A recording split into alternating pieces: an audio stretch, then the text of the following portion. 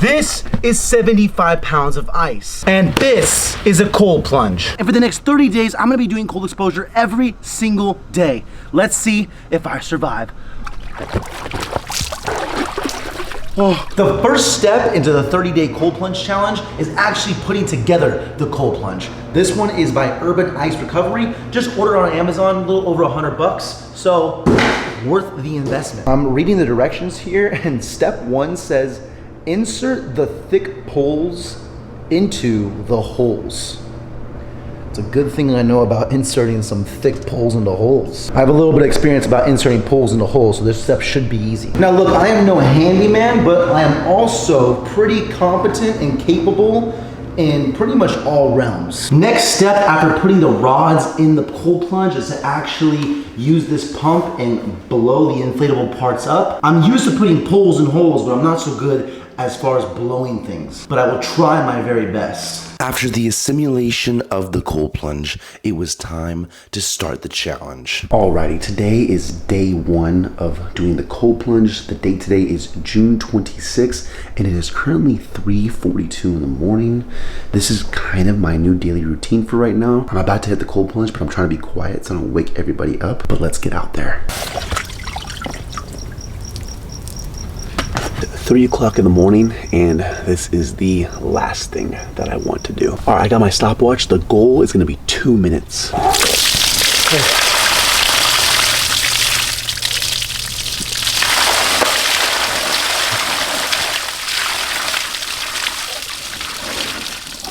For day 1 and the rest of the week, I just let the cold plunge get cold naturally overnight. And although it was pretty cold, it wasn't nearly as freezing. So it was time to crank it up a notch for week 2.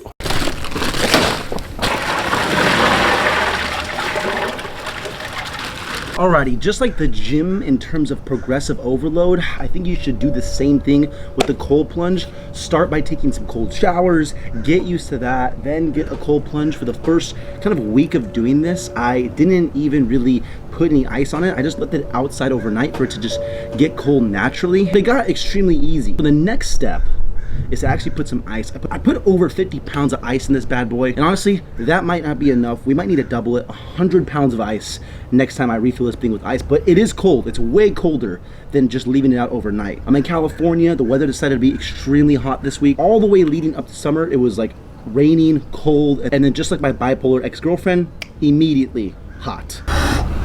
Woo! Woo!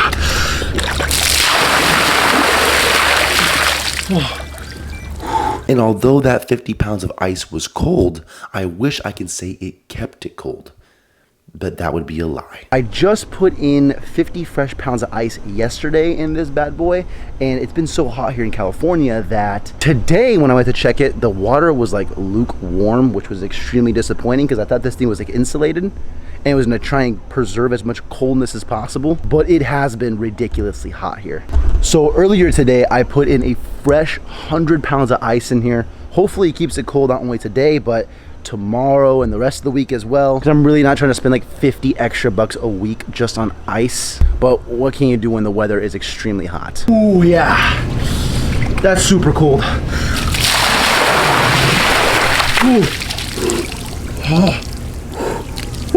The hardest part about this challenge wasn't so much the cold plunge itself, it was actually just trying to keep it cold. So on the days the cold plunge couldn't stay cold due to the heat, I had to substitute by taking cold showers instead. Alrighty, so throughout this challenge, it has gotten extremely hot here in California so fast that the cold plunge doesn't even really stay cold unless I fill it up with ice, and I just filled it up with like 50, 60 pounds of ice maybe. So it's freezing cold right now, but by tomorrow night, it probably won't even be cold anymore. So I've been taking cold showers all throughout the week because again, this just isn't cold and I don't really have the luxury of filling this up every single day with ice. So we're gonna try and do an ice bath for a little bit longer than we usually do. Usually I'm doing cold exposure for 2 to 3 minutes per day. Gives you that 11-minute per week mark that you want to hit. But today we're just gonna shoot for like 5 minutes, see what happens, see if we can even last that long.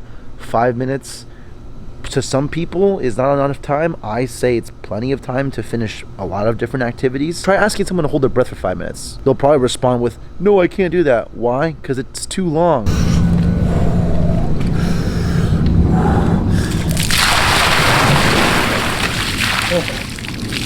Now, although watching me jump into a container full of ice is cool, what's even cooler is some of the benefits from cold exposure, such as things like a sped up metabolism, increasing brown fat in the body, which is great for fat loss, reducing inflammation, swelling, and sore muscles, which increases recovery, not to mention the dopamine concentration that you get from it, and just being able to force yourself to do something you don't want to do translates to many other things, like when you want to cheat on your diet and you don't, or you don't feel like going to the gym but you do. These are some of the main reasons why I use the cold plunge personally, and for anybody wanting to experience cold exposure, I highly recommend that you do it. This video took over a month to make. A lot of ice was bought in that process. I hope you all enjoyed this video. I'm wrapping it up here.